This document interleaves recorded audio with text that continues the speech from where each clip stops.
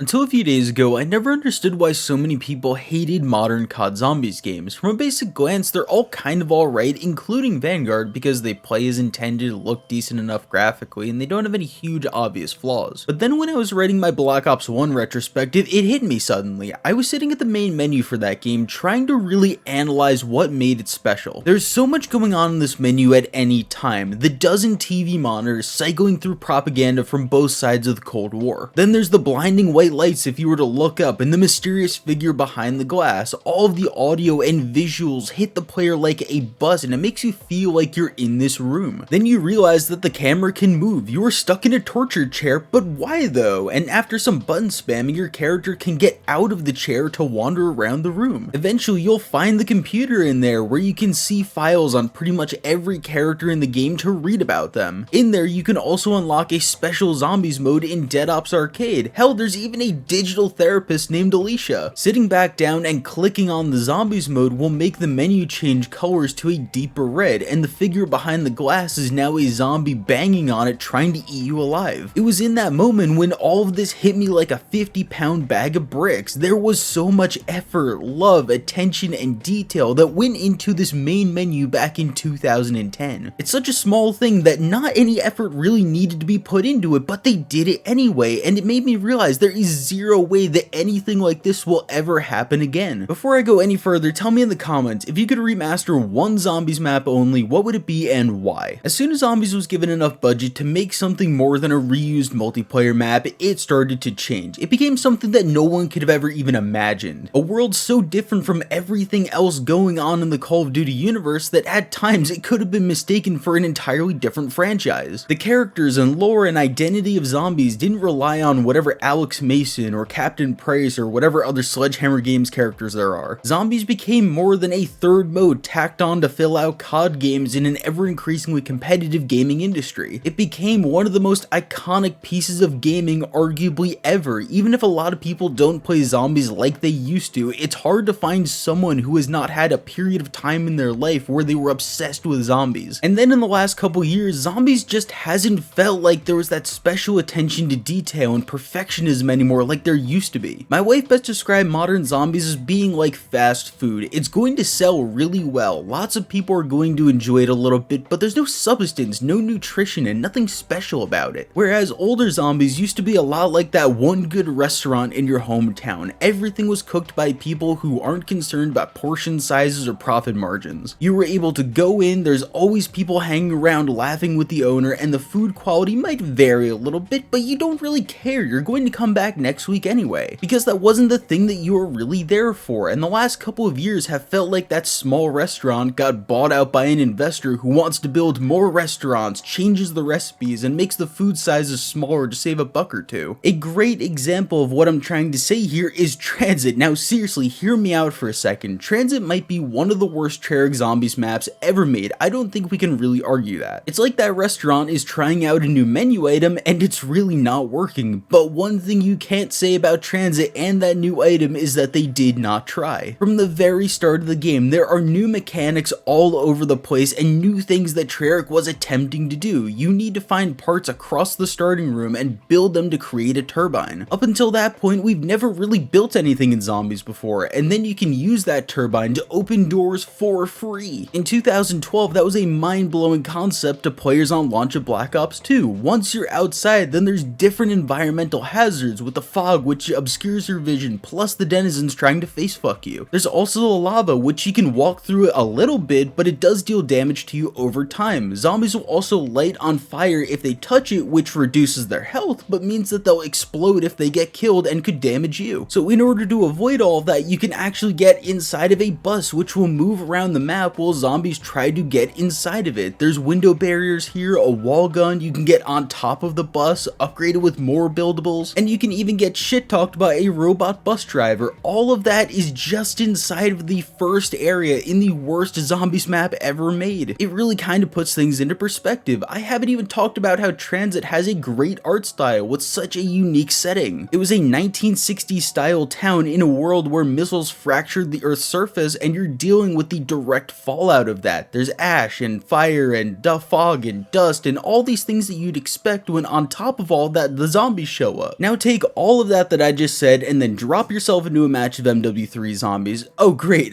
this is definitely the Middle East. There's a few zombies and I guess let me go grab a contract, I guess? I love MW3 zombies a lot, but it's definitely not what zombies used to be. You're having to actively go out of your way to find the fun, whether that be entering the tier 3 zone to fight harder zombies, starting up a contract, or doing the few story missions that can't be done passively while you're just playing the game. I've never felt once in MW3 zombies that we are actually desperately trying to stay alive in a zombie apocalypse. That feeling has flipped to where it now feels like the strike teams that we are playing as are on the offensive against the zombies. They are just an obstacle in our way to get to the things that really matter, like boss fights and whatever storyline thing is coming up next. The military has everything under control, so as long as we do our jobs, then everything will be okay. Whereas old zombie storylines were focused around gaining control because you didn't have it, or the complete lack of control that we have over our fates. One of my favorite pieces of zombies lore ever is about a group called the Flesh. They only appeared a couple of times, but basically when the world ended in BO2 zombies, everyone was starving, as would be expected when the world fucking ends. So a group of survivors got together and began cannibalizing zombie flesh in order to stay alive. Eventually all of these people either got infected because they got bit or from eating too much contaminated meat. Stuhlinger, one of the characters that we play as, was a member of the Flesh and he tries to hide it from the other characters. But it's also how Stuhlinger gained his ability to hear Richthofen inside of his head. I cared more about Stuhlinger in 2 maps than I do about pretty much any single character in the entire Dark Aether storyline. Don't get me wrong here, I like Dark Aether a lot, but the individual characters are pretty weak as of right now, which really sucks because zombie character development used to be the thing that everyone really liked about it. So why does zombies feel just so bad these days? Well, one of the biggest things has to be the fact that in pursuit of having this uniform and connected COD universe, zombies lost its uniqueness. What made zombies stand out in the first place was that it was a horde-based survival mode in a fucking Call of Duty game. I said this earlier, but it built a very distinct identity for itself quickly, which made players curious to come over to see what was going on in zombies. In a game like Black Ops 1, 2, or 3, it almost felt like you were buying 2 games in one because you were getting so much content from the campaign and multiplayer, and then you also had zombies which had so much content and was so different from those two. And new maps being built on top of them kept people coming back for over a decade. Now that everything is the same though, the biggest attraction to come play zombies on a regular basis is that it's easy to grind camos. There's so little difference between Warzone, multiplayer, campaign, and zombies now that it's almost identical to one another. Actually, you know what? Fuck it, let's do this. In Vanguard, there's a campaign mission called El Alamein, which was then reused to make 2 multiplayer maps called Oasis and Desert Siege. Then those got squished together to create the zombies map Terra Maldicta. Then that got remastered 2 maps later with a green filter added and then was named the Archon. Like, are you fucking kidding me? I don't even blame Treyarch for this either. Vanguard might have been made by 3 dudes working with a $17 budget, so the maps needed to be reused that much. But also, holy shit, that's so sad, and it makes me really appreciate the older stuff so much more. It is actually a damning statement that Activision cared so little about zombies that they were willing to release that at all. I love zombies, and in a lot of ways, I still enjoy games like MW3 a lot. I have played way too much of it, but there's also so much of me that hopes that one day we can go back to getting maps at the quality of Transit. That's a sentence that hurt me to say, but it is true nonetheless. If you enjoyed, then a like is really appreciated, and if you do want some more nostalgia, then go watch my video on why everybody is playing Black Ops 2 in 2023. It's on the screen right now. Thank you so much for watching. Love you. Bye-bye.